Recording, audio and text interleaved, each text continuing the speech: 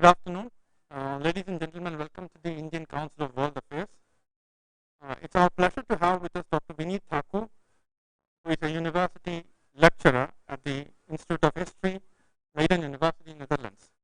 This afternoon, Dr. Vineet will deliver a lecture titled Communal Affairs over International Affairs, Aya's Arrival in Late Colonial India. We also have the pleasure to have Dr. Zorawar Daulet Singh to chair today's lecture. Dr. Singh is a fellow at the Center for Policy Research, New Delhi. He is also an adjunct fellow at the Institute of Chinese Studies and a visiting fellow at the Forum for Strategic Initiative. Dr. Singh holds a PhD in International Relations from King's College, London, MA from the School of Advanced Studies, Johns Hopkins University, and a BSc from the University of London, where he majored in economics and finance. His recent book includes India-China Relations, the Border Issues, and Beyond. And Chasing the Dragon, Will India Catch Up with China? His latest book, Power and Diplomacy, India's Foreign Policies During the Cold War, has been published by the Oxford University Press in 2019.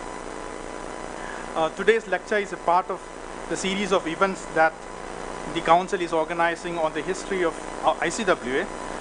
Today's event is the third program.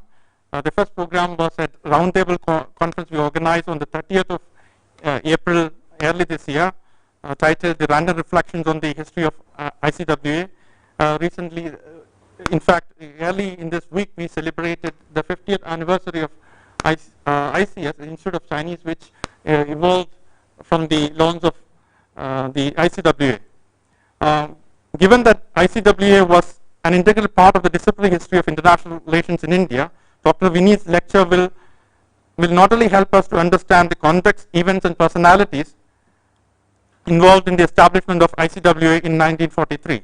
It will also provide an opportunity to reflect upon the history of ICWA as an institution and its contribution to the development of international studies program in India. This assumes further importance as we celebrate an important milestone in the journey of ICWA. This year marks the platinum jubilee of the publication of India Quarterly, the flagship journal of the Council. The first issue of India Quarterly was published in 1945. Incidentally, the journal of the Indian Institute of International Affairs, also published by the Institute of International Affairs, which was established in 1936 and widely regarded as ICWA's competitor, also brought out its first issue in January 1945. One wonders if it was an accident or a part of the ongoing rivalry between the two institutions. I hope we will have an answer to this answer by the end of today's lecture, as the story of the rivalry between ICWA and IIA is an integral part of Dr. Vineet's narrative of the Aya's arrival in India. Before handing over to the chair for his remarks, allow me to brief about today's program. Dr. Vineet will speak about for 30 minutes. After that, we will have a brief question and answer session. We hope to conclude the program by 4:45 p.m. The lecture is being recorded and is streaming live on YouTube and Facebook. I request all of you to switch off the mobile phones or put them on silent. But before doing that, I will also request feel free to tweet or share the lecture on the Facebook so that it can be beneficial for people who are not able to attend this program today. May I now request Dr. Zorawar to conduct the proceedings. Thank you. Thank you, John. Thank you, Ambassador Raghavan, and thank you for the speaker. So I'm just going to make a few brief remarks, not so much on this specific paper, though I must congratulate Dr. Thakur that he's brought attention to a neglected episode in the history of Indian strategic thought, that he's conscious of the power hierarchies that underlay knowledge creation during that time. I think this is something that's interesting, is relevant today as well, as we're seeing lots of new epistemic networks being created in Delhi, in India, and if there was ever a time for an indigenous presentation beliefs, it's now. One of the things I found while conducting my own research is this overwhelming dominance of American IR theory on anything, and I think it was brought out here as well, that even during the colonial period, you had similar dominance. I would say it's even stronger now than it was then, ironically. I would just sort of submit a few facets of what, because my broader aim, which I would like to, as part of a broader group of historians, political scientists, is where can we take or even start this non-Western IR theory, diplomatic practice, history. You look at the Chinese experience with far more resources, they still haven't been able to do it. You have just one scholar, Professor Yan Shutong, you've heard of him, and he's sort of just battling away, and but that's just like one single drop in the ocean.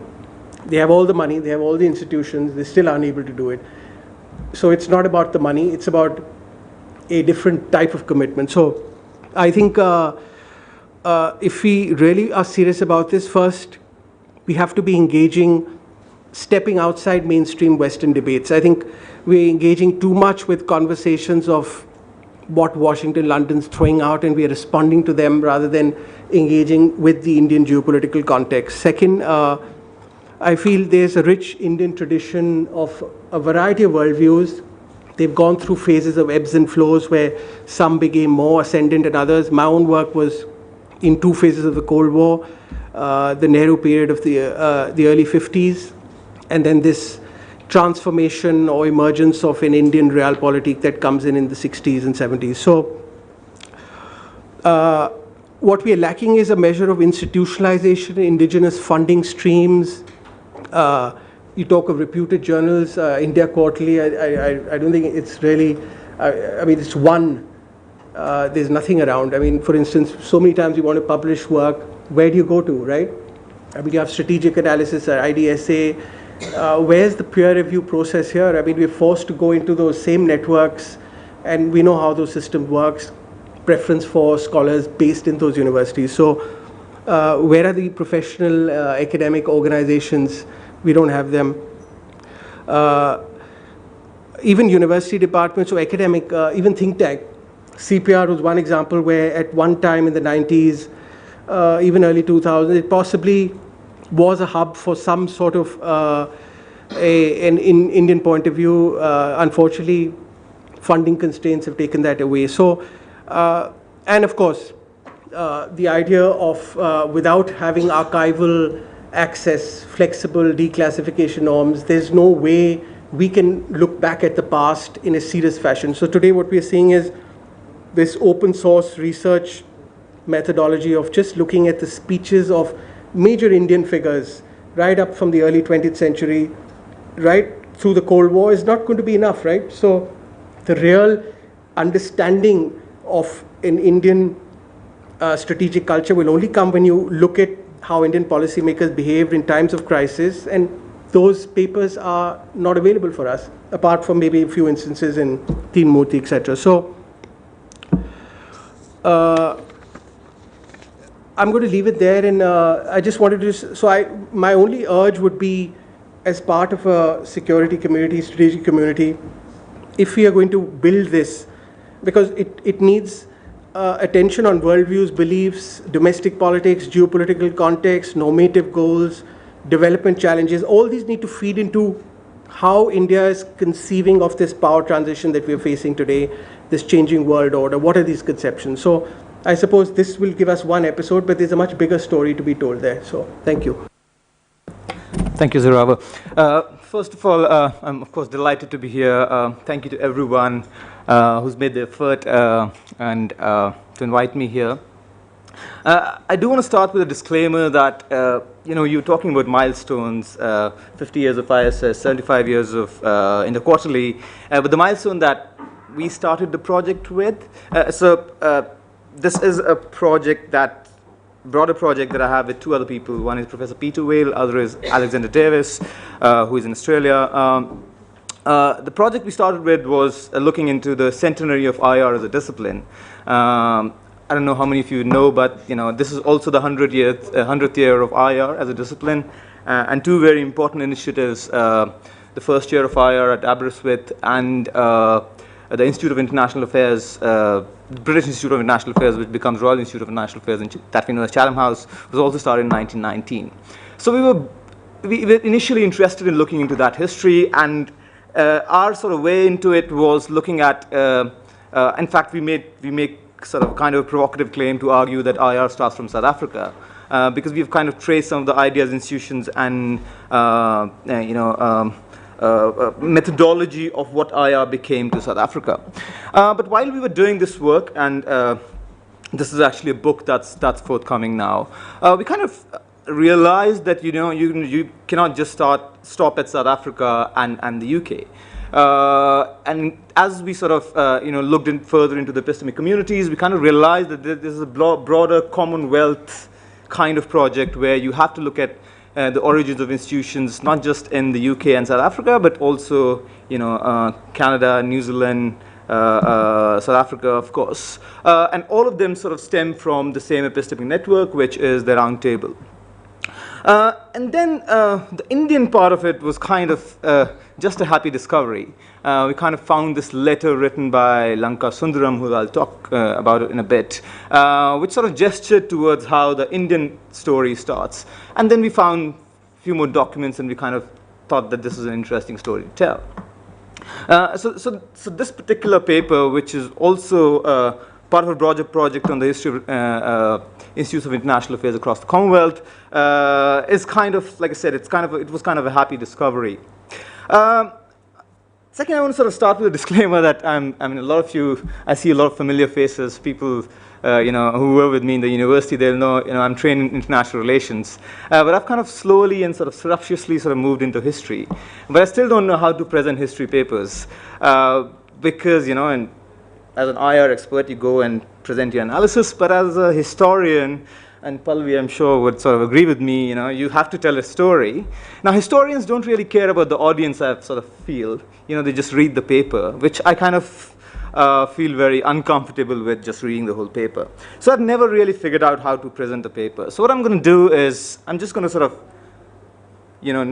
of put out the broader narrative. But if you're interested in the nuances of the arguments, if you're interested in the nuances of the facts, and they're, of course, in the paper that we published in South Asia. In terms of about the story itself, I kind of like to think of it as sort of a Bollywood movie, a Bollywood potboiler. It's a story which is it's a long, never-ending story of about 14, 15 years. It has drama. There are jealousies involved. There's rivalry. There's religion in it. Only men are main characters in this story.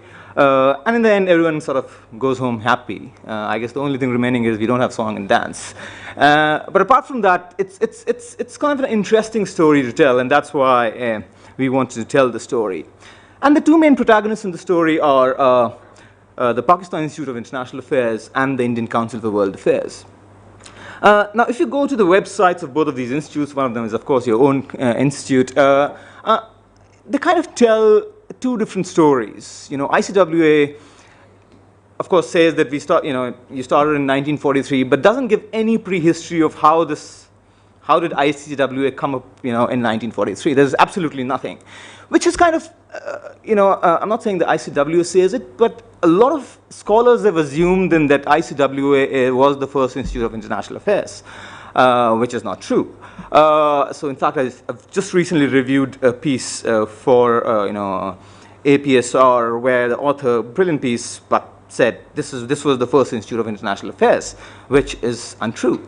But if you go to the Pakistan website of the Pakistan Institute of International Affairs, they start their history from like 19th century, the peace movements in the 19th century and so on and so forth. And then they argue that the precursor to the Pakistan Institute of International Affairs was the Indian Institute of International Affairs. That the Indian Institute of International Affairs, which started in 1936, kind of sort of morphed into the Pakistan Institute of International Affairs. Now that again is sort of a misrepresentation of the story. And one of the things we wanted to do in the piece was sort of, bring out the facts and sort of figure out what the story was. Now, of course, some of the IR experts, Amitav Acharya and Barry Boozan have recently come out with a book. They, of course, have devoured in the work of historians. They've argued, International Institute of International Affairs, Indian Institute of International Affairs started in 1936. That was the first Institute of International Affairs. Now, that again is sort of is false. It wasn't. In fact, the first Institute of International Affairs that we could find, I'm not sure if it was really the first one, but it was called the Indian Institute of International Affairs, was started in what is today Visakhapatnam by, look at this way, Lanka Sundaram. Now, Lanka Sundaram has sort of an interesting history.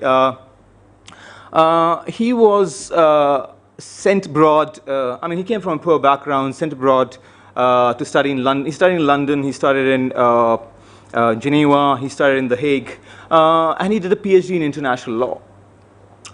In fact,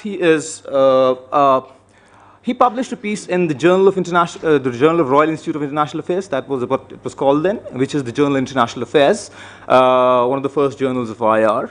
And he was one of the first Indians who published a piece in that particular journal, and who wasn't invited to write. For instance, the first Indian was actually the Maharaja of Patiala who published in the journal. But Lanka Sundaram's piece went through peer review, and so he was first outside Indian to publish in that journal. He came back from London in 1931 after the Roundtable Conference, and he wanted to work in India. And in Visakhapatnam, he starts this institute called the Indian Institute of International Affairs.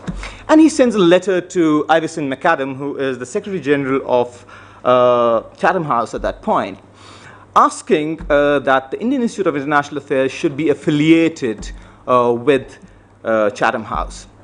Now here I have to sort of go back a little, sort of take a step back and, in 2-3 minutes tell you about the background of why he wrote to Chatham House.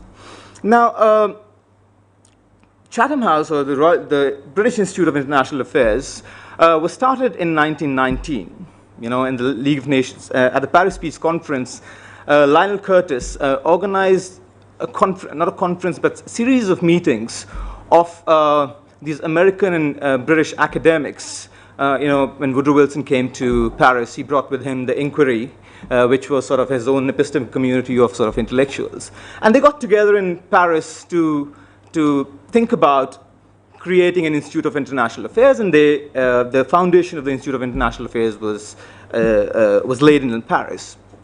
And it was supposed to be a joint institute of Britain and the US. But of course, after the Paris Peace Conference, America backed out of a whole lot of things. The whole Wilsonian dream kind of crashed, and the Institute of International Affairs also kind of became, a casualty of that. And then the next year, the British went ahead and, in any case, started the Institute of International Affairs. Now, at the same time, in 1919, some of you would know, the first chair of IR was established. The first chair at Aberystwyth. And Alfred Zimmern was the first chair of IR. Now, Alfred Zimmern also comes from the same network of people who started the Institute of International Affairs. The network was called the Round Table. Now, why did they feel the need to start this kind of discipline, which has institutional as well as, there was a chair and subsequently several chairs were named? And if I could sort of explain in like 2 lines, the idea was that, the politician, sort of a Bismarckian thinking that had been, predominant between 1885 to 1914, had led the world to World War. The idea was that politicians had, taken us to a devastating war because they can only think short term. And there's a book which came out in 1911 written by this dramatist called William Archer. He said, it is time for professors to, take the reins of world politics, because professors can really rationally analyze world politics. And it's only when you rationally analyze world politics that you can understand the causes of war and then eventually lead to mitigation of war. And if you look at both the original chair of IR and the Institute of International Affairs, if you look at their original manifestos, the idea is that if you study international politics objectively, you would be able to not just understand world politics, but also mitigate the causes of war. You'd be able to solve the problem of war itself, which then, of course, E.H. Carr went on and sort of lambasted these people. But the idea is that if you objectively study international politics in a non-partisan way, you can really solve the problem of war, and this is what the background of Chatham House is. And of course, in the book that we've written, we've argued that how this whole idea was informed by ideas of racial peace and so on and so forth. The methodology was not just not sort of non-partisan, it was very much, methodology which sort of favored the British Empire and so on and so forth, but that's a side point. After the Royal Institute is established, they also had roundtable communities across the Commonwealth. In Australia, Canada, New Zealand. They had tried to start in India in 1912, but didn't really function. And those roundtable communities then also started their own institutes with the help of the Chatham House. So Canada, for instance, started the Canadian Institute of International Affairs in 1928, which acted as a sister institute of the Chatham House. Now, once Canada started, Chatham House also started, making plans about starting other sister institutes in other parts of the Commonwealth. It wasn't like Zorawar was saying. It was about, exporting a particular kind of methodology, a particular kind of, way of doing international politics that they wanted to do. And in that, they were thinking of South Africa. They were, of course, thinking of the White Dominions. They were thinking of South Africa. They were thinking of New Zealand. They were thinking of Australia, of course. But they weren't thinking of India. And that is why, coming back to Lanka Sundaram's letter is important. Because Lanka Sundaram knows, he'd worked in Chatham House, he'd worked in the library of Chatham House, he'd published with them, he'd published with Alfred Zimmern and Charles Manning. He understands what's happening there, and he takes an initiative and says, why don't we, I've started this institute, let's, why don't you make us your sister institute? And then, interestingly, Iverson McAdam, now, of course, McAdam knew who Lanka Sundaram was, but still preferred to go to India office to check Lanka Sundaram's credentials, which was then relayed to the Madras government, and Madras government replied saying that, Lanka Sundaram is very anti-British, he's of the Gandhian type, and this institute would be a problem. So they advised Chatham House not to affiliate themselves with the institute, and Iverson McAdam then refused to sort of affiliate with the institute. But that then gave them the idea that there could be an institute which could be started in India. And then the very next year, the first British unofficial Commonwealth Relations Conference was held, again by the Roundtable Communities, where it was organized in Toronto, where a number of delegations came from these different parts of the Commonwealth or Empire, however you want to sort of term it. People came from Australia, a delegation came from South Africa, New Zealand, and a delegation was sent from India, which was led by the figure here, Akot Ramasamy Mudaliar. Now, Mudaliar was a member of the Imperial Legislative Council. He was a Diwan of Mysore. He led the Indian delegation in 1933, and then later he also becomes the president of IIA, and he was member of the War Cabinet and so on and so forth. Other people of the other important figure in the delegation was Zafarullah Khan, who was then a young budding politician, a young budding lawyer who'd just been, who just entered the Viceroy's Executive Council. They went to the conference, and the only question that Mudaliar asks in the conference is, how do we make sure that domestic issues are not discussed if we start an institute like that? Now, of course, in a colonial setting like India, if you open up discussions for domestic matters, then of course it raises a whole lot of issues, and there is a genuine fear that the institute would become mired into these controversies about the nature of the British Empire and so on and so forth. So that was practically the only thing that this Indian delegation, which was very pro-government at the time, was interested in. Nevertheless, 3 years later, on 3rd March 1936, the institute is officially started in the Viceroy's house in Delhi, and it has, an interesting mix of politicians and bureaucrats. So G.S. Bajpai, for instance, is part of is a member of the executive. Zafarullah Khan is the chairperson of the institute, and there are some liberal politicians in it, but most of them are very pro-government. Now, when the institute is started, I don't want to go to the whole story, but I just want to sort of refer to two reactions of what happened when the institute was started. The first is from this gentleman called Stephen King Hall, who comes from Chatham House. He's the chairman of the endowment committee in Chatham House. He comes to oversee the opening. And he makes a speech and he says two or three things.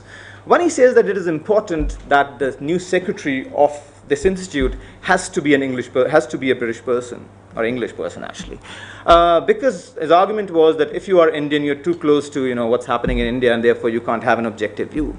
The second, his argument was, and he argued that it has to be an unmarried male because there will have to be a lot of traveling in the first 2 years and so on and so forth, and if at all this person has a spouse, she has to be sort of work as his assistant, of course, for free.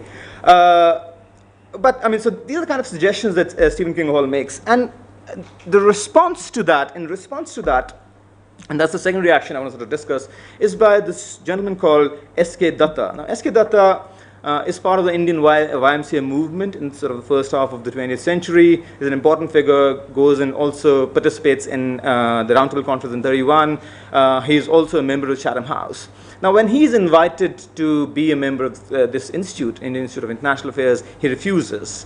And he says two things. One, he says, this institute will never be able to replicate Chatham House because this will always be a pro-government institute. You cannot have a non-partisan institute in India because you've already filled up, all the positions in the executive with very pro-government people.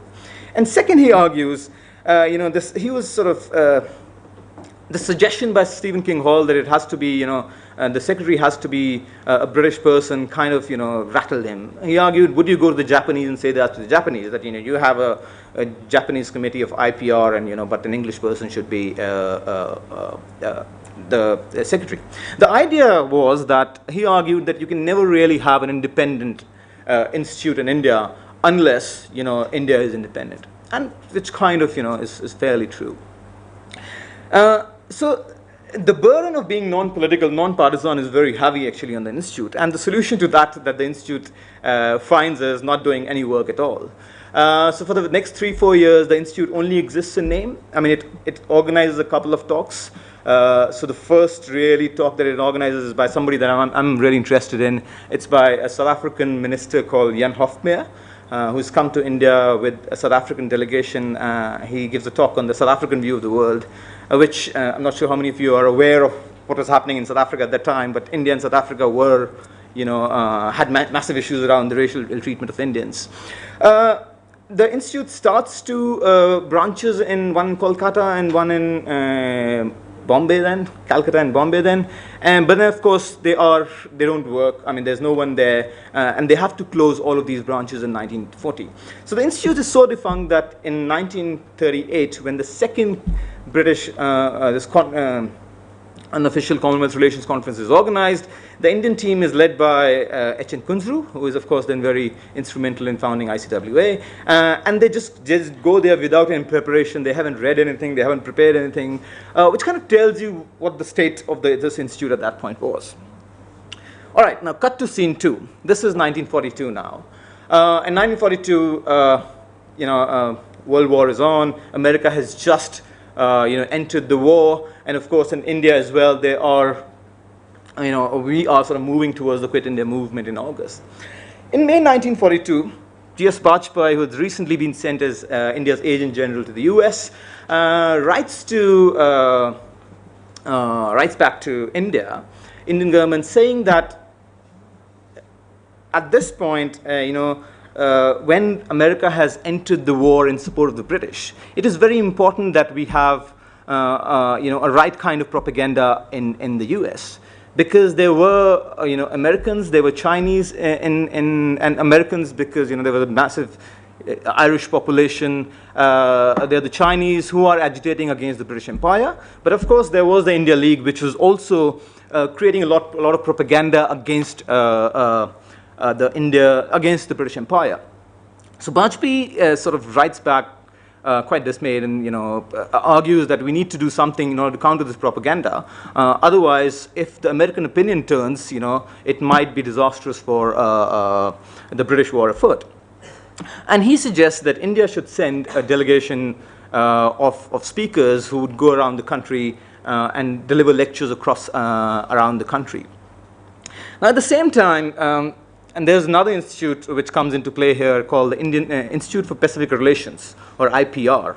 IPR used to hold conferences every 2 or 3 years. It started in 1925. And in 1942, they were supposed to hold a conference in the United States. Now, IPR conferences used to be very fertile propaganda sites for any kind of anti-imperial activity and so on and so forth. So Bajpayee says that, writes back and says that, we have to be very careful about IPR, and we need to send a delegation to IPR because, they are really going to otherwise, rattle things here.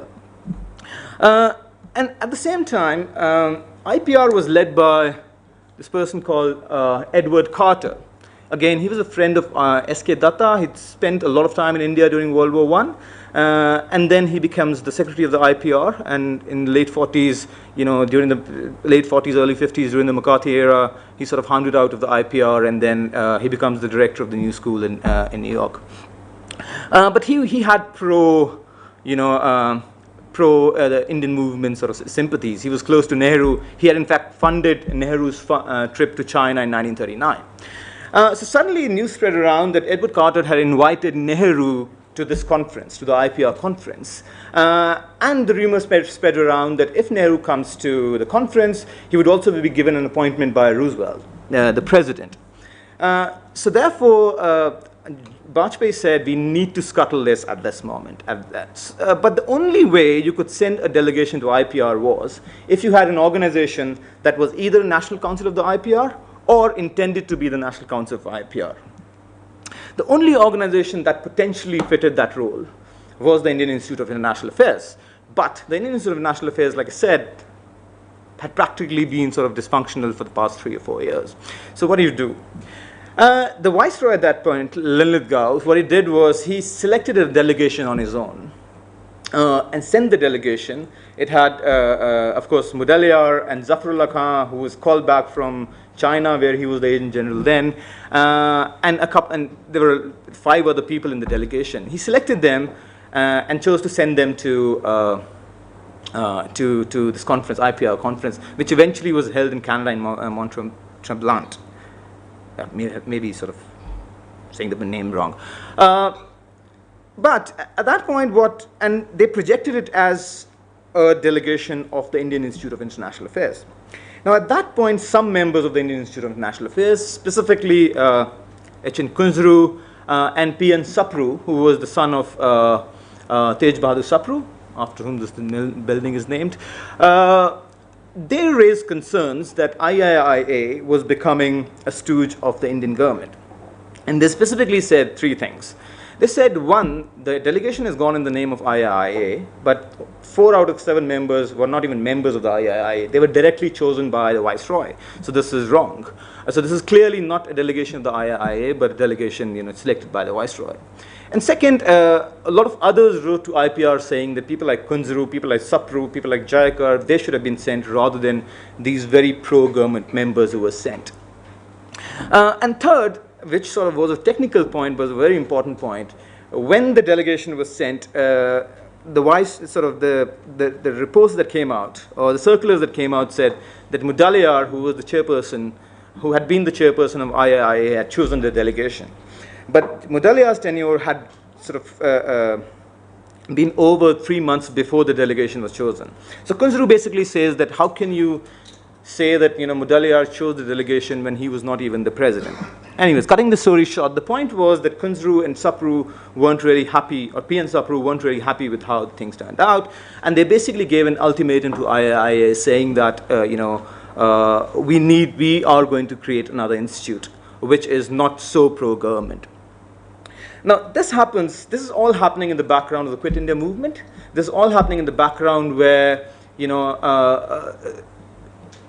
independence is not imminent, but it's happening in that moment of political ferment. And one has to sort of place the things that are happening around here in that moment. Because Sapru and Kunzru realize that, you cannot be speaking your foreign policy or world affairs if in 10 years' time India is going to be independent. You cannot have only a British view. So the letter that they wrote initially to IIIA, which was later published, they said we need to have a foreign policy view which is informed by public opinion and not by British policy.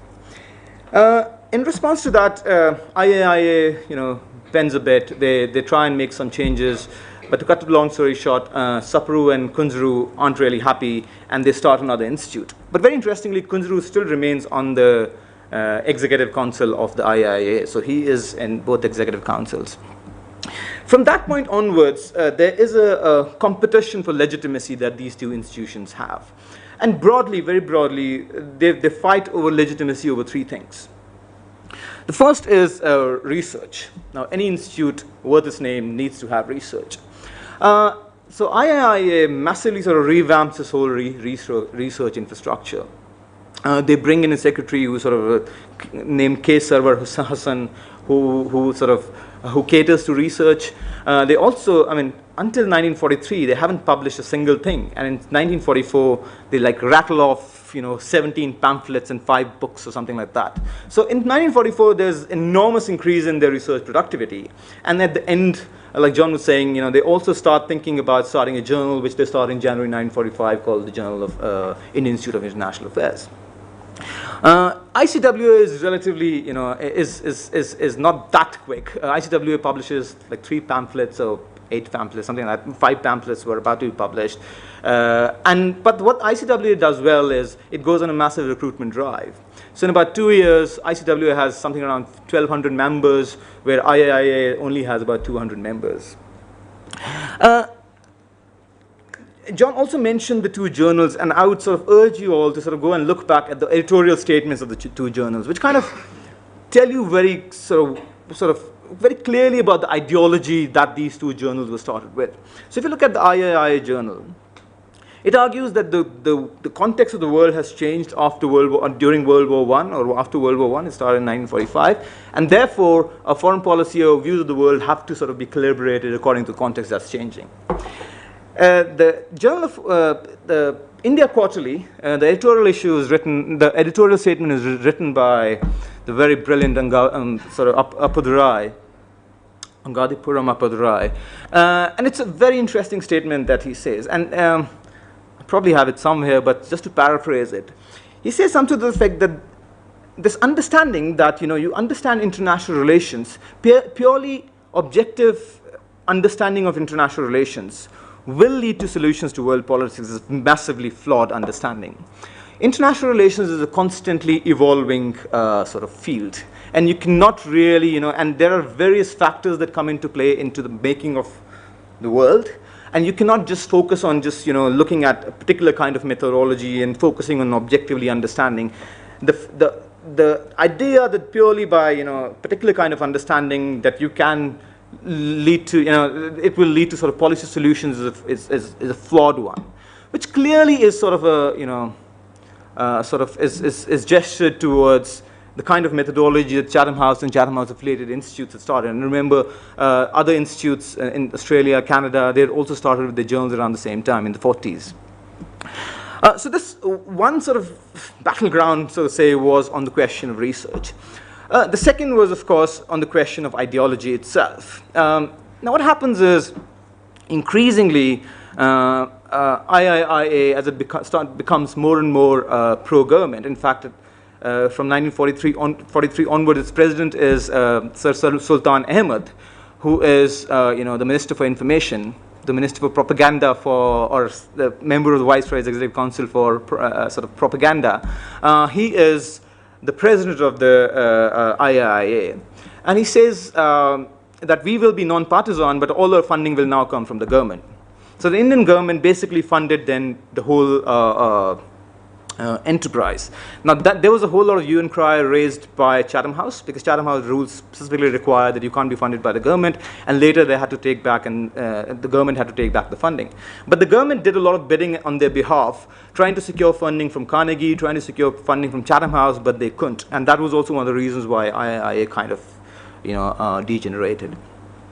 But increasingly, as it became pro-government, and as increasingly, and that's a bit from the title, as Muslim League started becoming this important player, the pro-Congress, those who had pro-Congress sympathy sort of gravitated more towards the Indian Council of World Affairs, whereas those who were closer to Muslim League gravitated towards the IAIA. In fact, by the end of, by the middle of 1947, when the institute was taken to Pakistan, its executive council was almost entirely made of people from the Muslim League. The third important sort of battle for legitimacy was who gets to go to these two major international conferences. One is the conference that's organized by Chatham House, the British the British unofficial Commonwealth Relations Conference, and second is the IPR conference.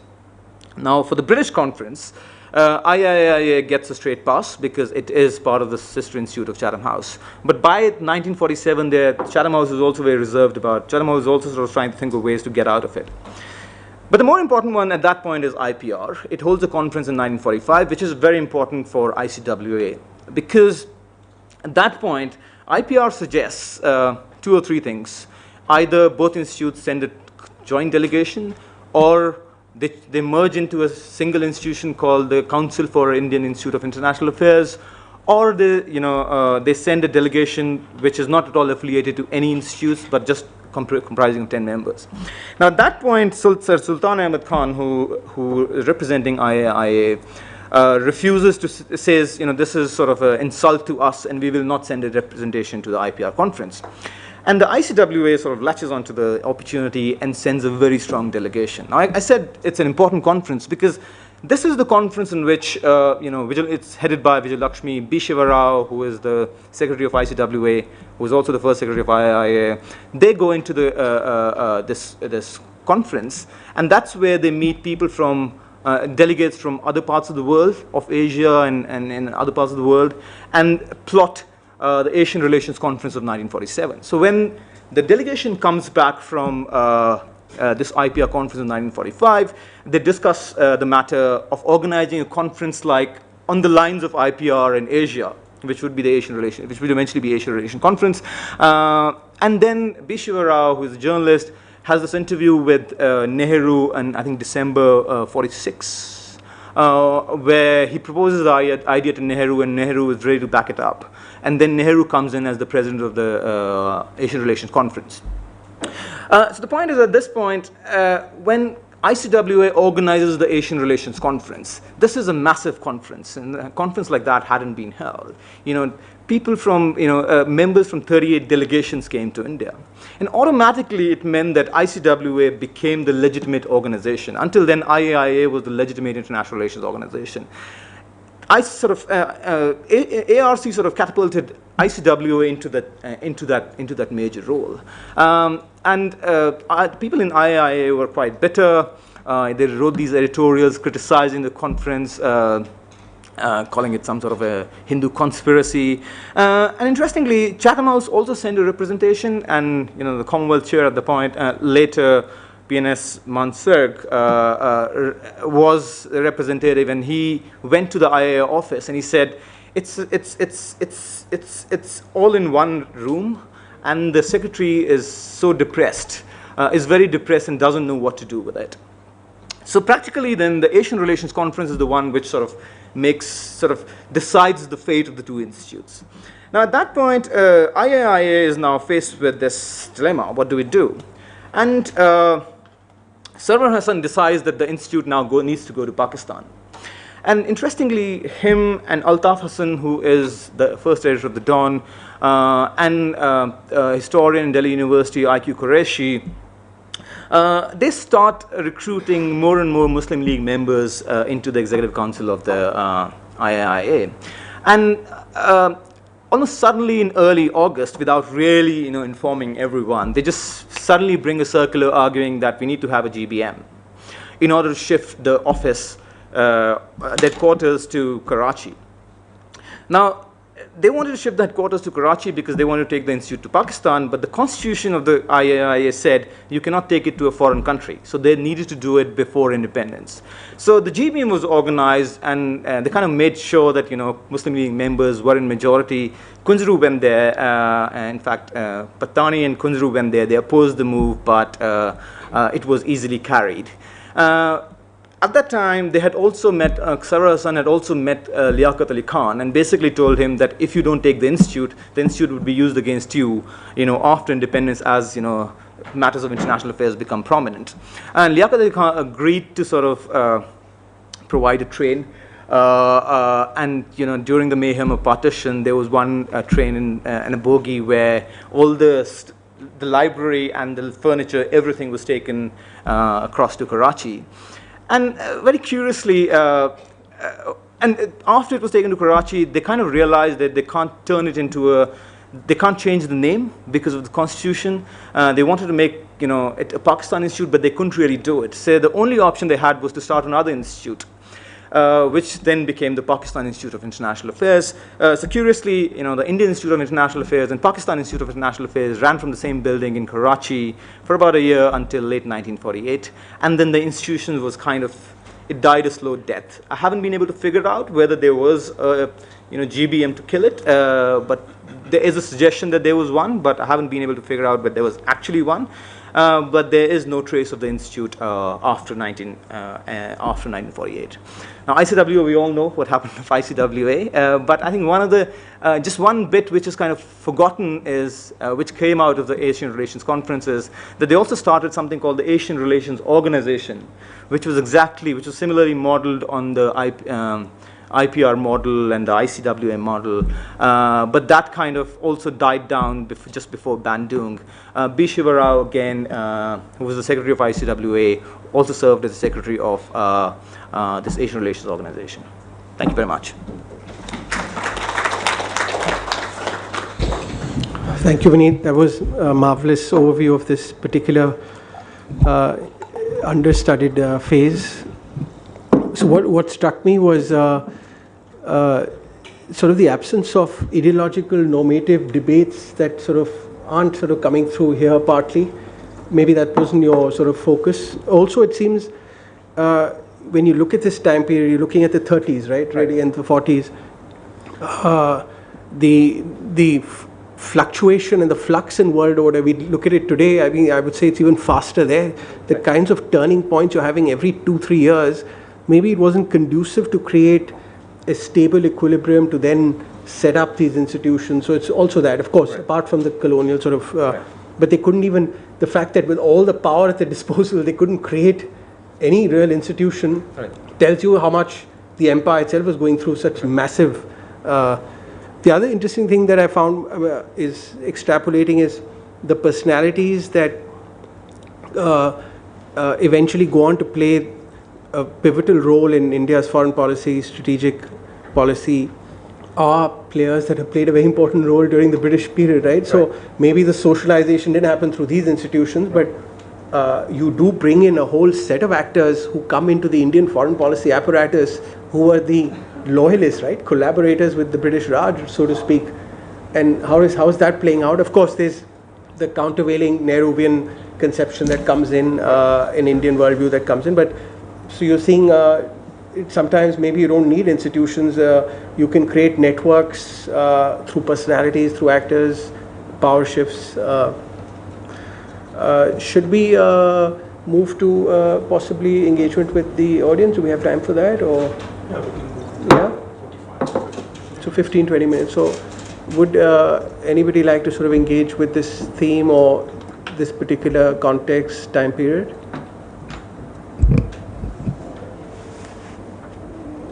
Pallavi? Thank you for for such a great evocative kind of good talk. Detailed, fine stroke kind of and yeah, I was wondering. I was curious about do you think the perspective? I mean, if you could talk a bit more about the perspective of the princely states, and whether or not they kind of came up with a different kind of worldview so basically you're talking about like the worldview of India during the interwar period, and are there different worldviews within India during the interwar period? Because one of the lines along due to which there are differences due to a princely the imagination of the princely states. They think about how to engage with the world kind of differently. And secondly, I was wondering, G.S. Bajpai, as Zorawar was saying, like is a central kind of figure in post-independence India's foreign policy. Is there? I was curious about whether you found any evidence of dissension and disagreement between him and these other people that you were talking about.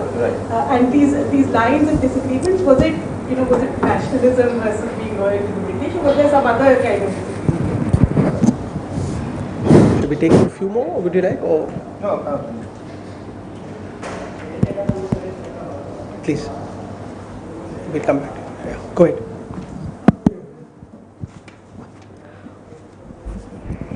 Okay, so thank you so much, sir, for delivering such a nice speech. But in the very first part of your speech, you said that in 1912, British tried to bring India also, but they failed. In the very beginning, the Commonwealth Games, Commonwealth nations and everything, in the very beginning part of your speech you said. And you said that with the motive with which these institutions were developed in Britain or in the Western world was to figure out the reasons for the war or to stop them. But sir, after this World War I and World War II both happened. So don't you think that the institution failed at its very first stage, and Britain was both, was on the side of it was on the side of the victory, but still Britain was one of the major country which played a major part in both the wars. So since at the one side it is saying that we want to stop the war, we want to figure out the reasons for the war, but at the other end the Britain is the major part or is the major leader in both the wars. Thank you, sir.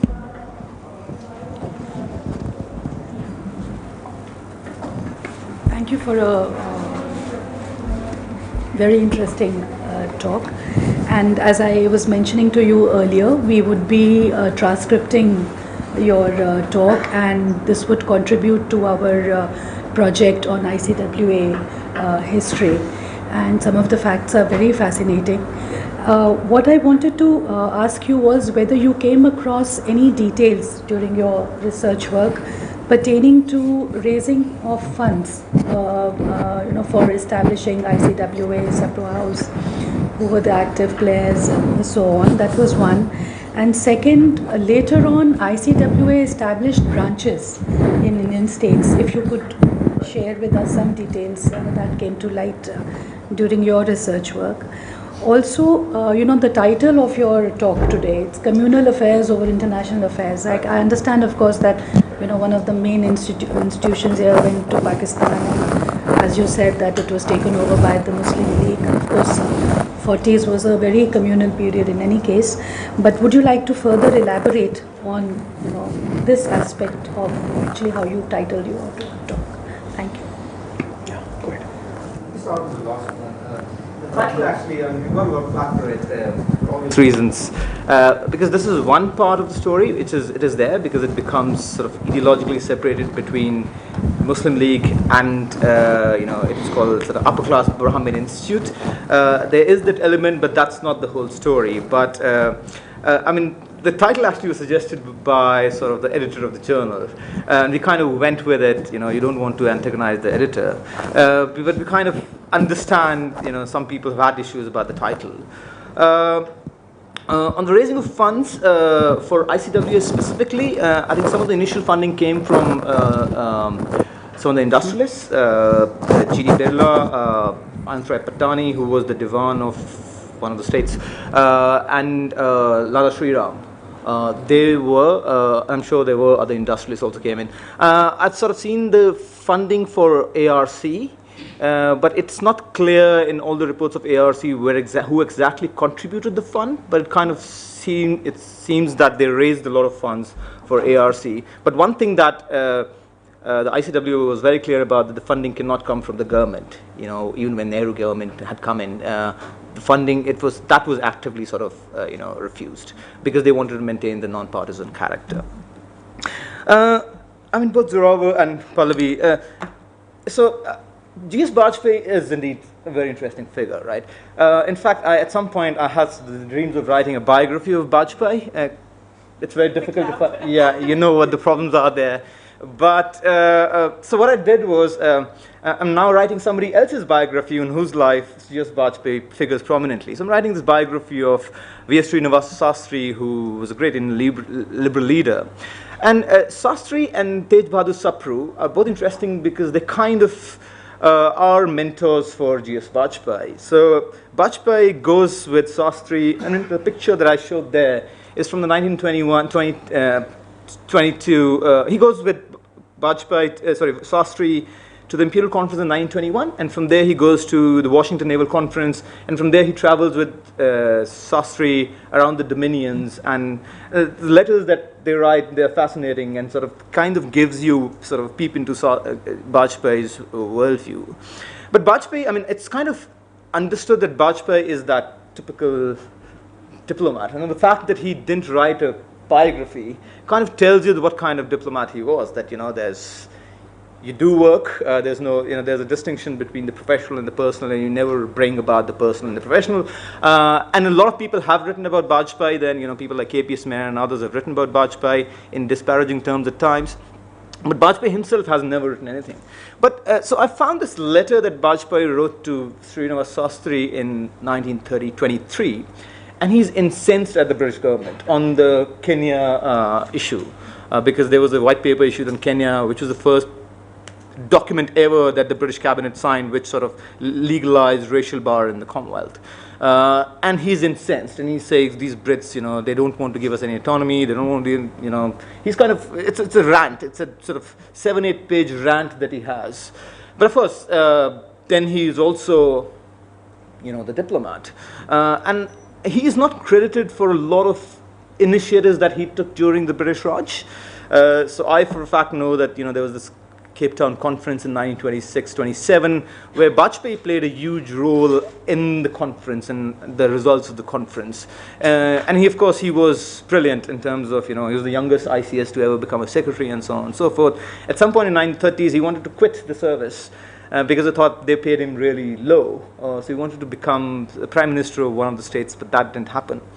But in the 1940s, he's in this position where he is the agent general.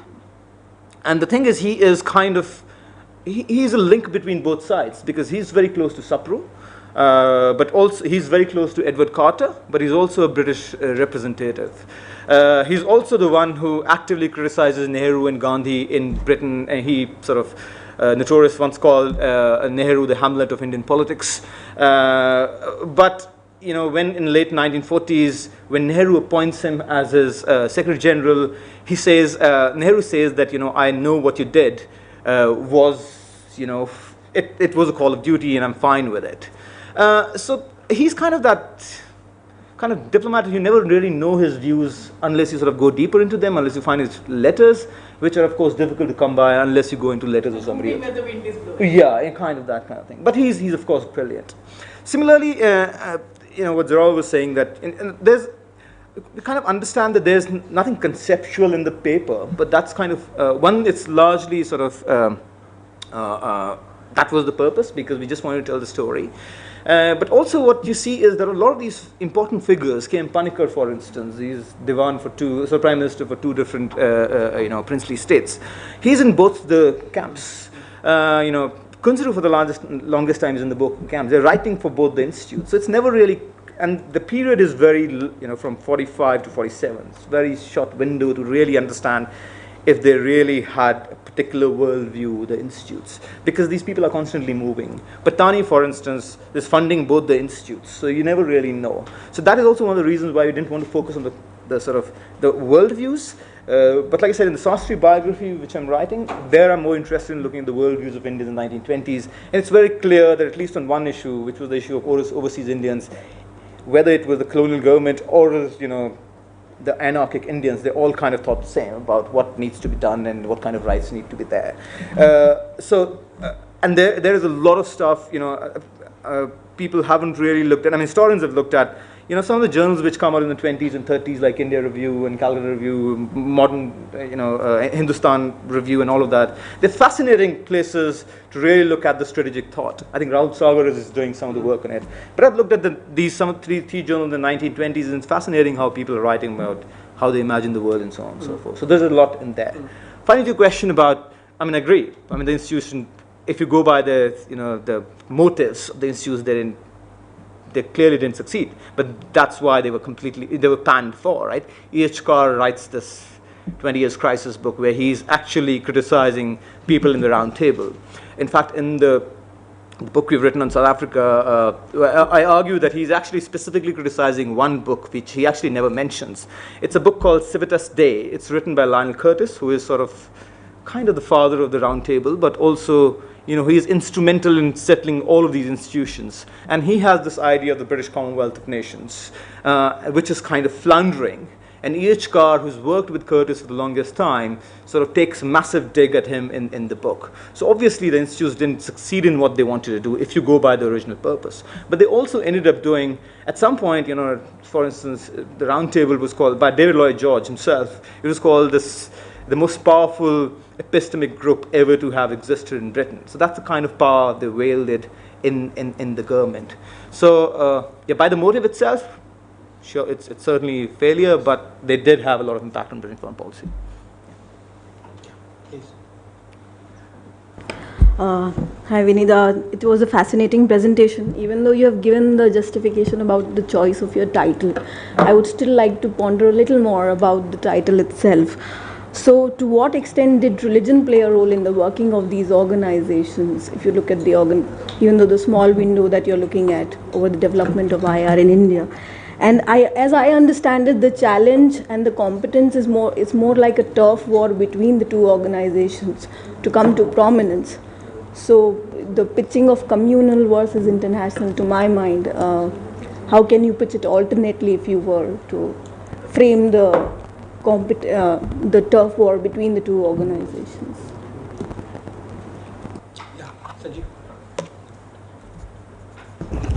Thank you. I have two small questions. One, as you mentioned, in ARC, 38 delegates or the delegations participated.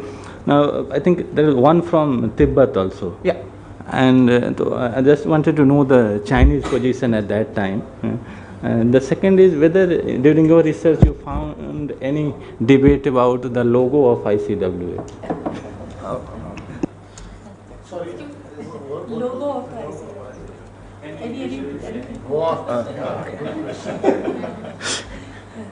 Anything? Also on the state branches. Oh, sorry, branches. There were 11 branches, and they were all, and they used to regularly organize talks in all of these branches. In fact, Nehru first, when he announced the ARC, announced in the Bombay branch of ICWA. Good evening, sir. Thank you for the wonderful lecture. So many would say that in the contemporary scenario, India is in a prolonged state of catching up in terms of formulating its international relations or foreign policy, or retaining autonomy in foreign policy decisions. So would you sort of accredit this scenario, I wouldn't use the word blame, to the colonial leadership in India? Also, would you agree that despite the presence of organizations like ICWA and IPR in India, the notion of Indian IR was heavily dominated by Western IR policies of liberalism and constructivism? Would you agree that was the case? Thank you. Okay. Sorry. Yes, small clarification. There was a reference about ICWA was a beginning in the School of Inter-Studies. Yeah. So why not to make it an orientation course for a foreign diplomat, go for IFSW? It was some part of that? Okay. Right. Can I say? Okay, I'll start with you, sir. School of International Studies comes late in 1955 and kind of finished in 48. So I haven't really gone into that, so I wouldn't be able to say much on that. On the title, of course, it's not religion as in, there's a religion playing part, but it's just that both sides had sort of, Muslim League, sort of hijacked the institute, and they projected ICWA as sort of this upper class Brahmin institute, which it was, to be fair. And in fact, there were very few Muslim members, and the ones who were kind of projected by the Muslim League as, those sold out Muslims and so on and so forth. But interestingly, where the sort of the communal thing comes into play is in the ARC, where if you read stuff that comes from people who are affiliated with IAIA, and I've written a piece on the Asian Relations Conference where sort of I go into detail about some of these things, where they argue that it's sort of a Hindu conspiracy. It's sort of a trying to create a Hindu India. That's where they kind of use very sort of not religious but sort of communal terms. But yes, I kind of agree with you that it was not entirely about, it wasn't about religion per se. It was about the politics of, religious sort of representation. Which organization represented sort of whom. And in the paper we say, these two institutes were caught in the crossfire of the politics of the time. And that's what we meant by sort of a communal affair in international affairs. One can disagree with the title, and I fully understand why that would be so. I don't know.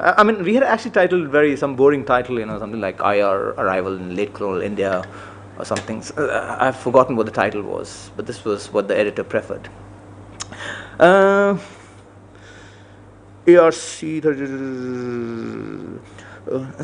sorry, what is it? ARC had 38 delegations. Oh, Tibet, yes. Again, I'm probably forgetting the details, but like I said, I've written this piece on the conference itself, where I talk about it, where there was, of course, the politics of Tibet. These people, I think, walked about 21 days to come to the conference, and when they came to the conference, they were told that they cannot be a delegation. So their chain was named, Tibetans were, I think, the title of the delegation was changed to representation because China opposed it. And then, of course, there was a whole politics about, the map at the back, how do you show Tibet, and kind of, was very hazy. I'm forgetting the exact details, but I can send you the piece where I've discussed this kind of in sort of detail. I have no idea about the logo of ICWA. Sorry, I haven't been able to sort of figure that out. IPR, your question about liberalism, constructivism, I think we need to sort of historicize theories themselves. Constructivism is sort of a post-Cold War theory, as an IR theory. Liberalism itself, depending on which liberalism, there's a British liberalism in the 20s and 30s, which is sort of a racialized liberalism. There's a liberal institutionalism, which is specifically a different theory. So I'm not sure, and I'm not even sure how much policymakers really pay attention to theories. But I'd like to believe that they do, but I won't really be able to say much about that. But it's just that those are very new things. And the period I'm interested in is sort of, a period in the 20s and 30s. But yes, there is a British liberal thought which strongly influences these. There are ideas about what ought to be, just for an example, like in late 19th century Britain, and especially in places like Oxford, Hegelian thought is very prominent. Hegelian ideas of state are very prominent.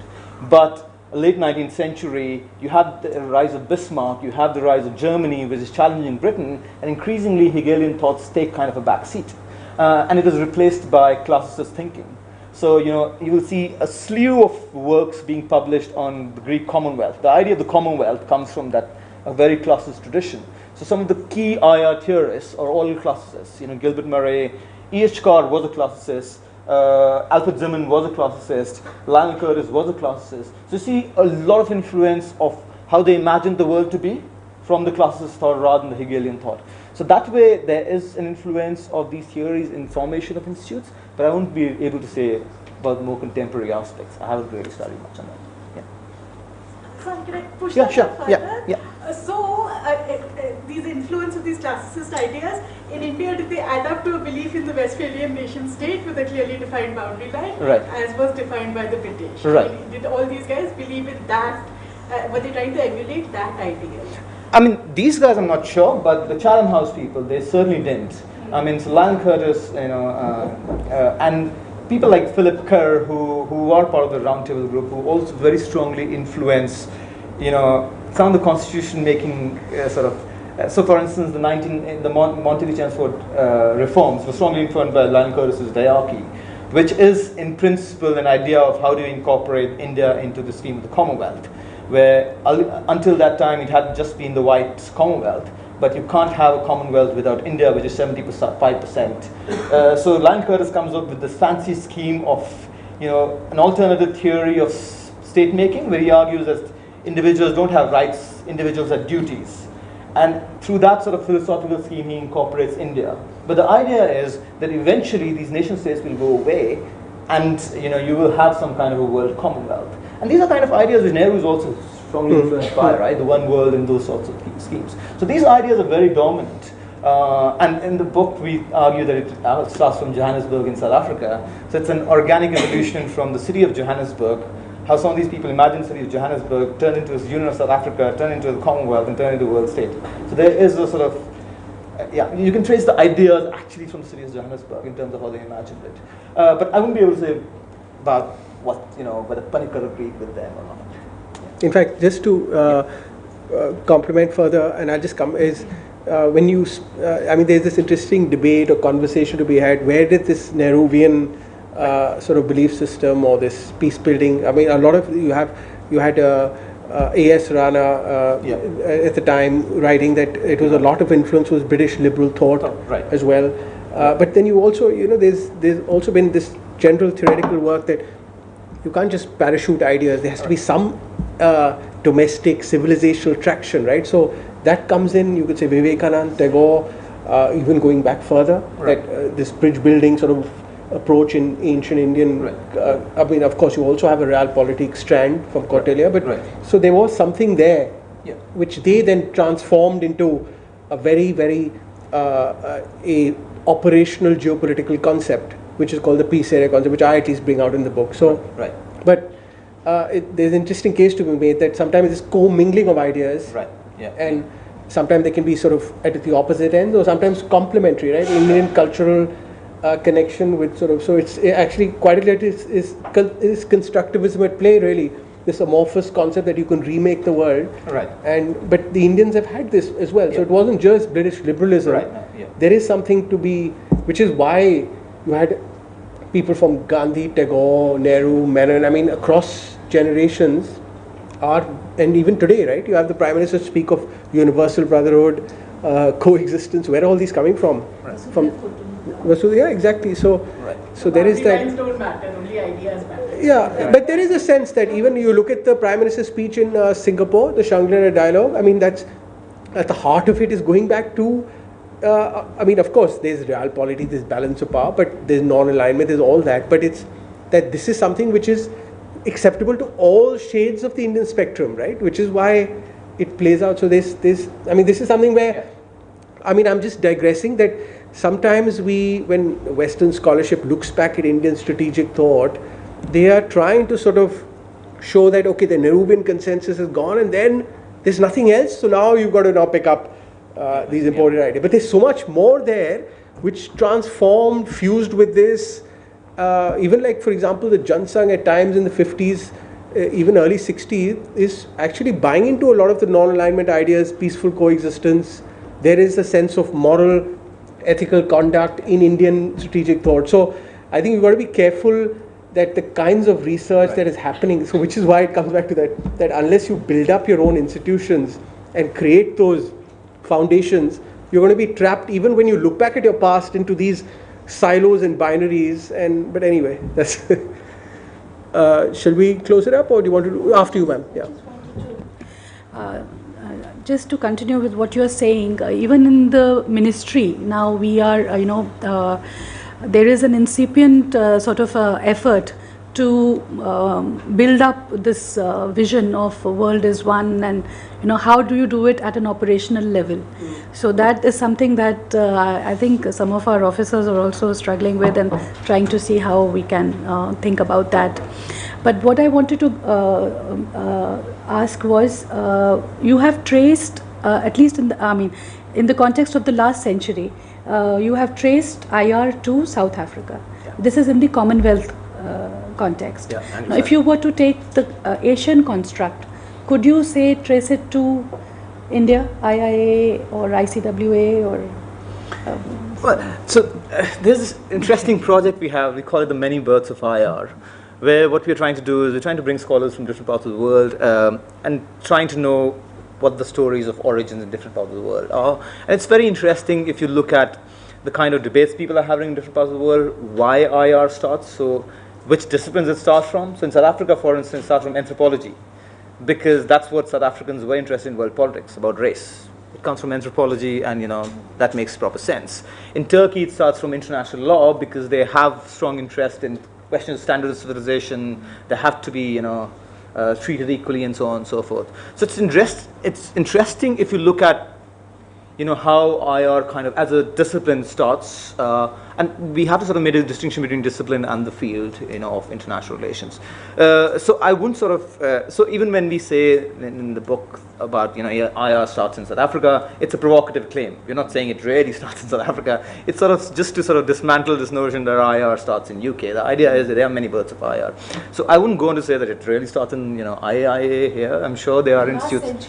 I'm sure there are other institutes elsewhere in China. I don't know. Japan, for instance, had a very strong IPR tradition. IPR starts in Kyoto.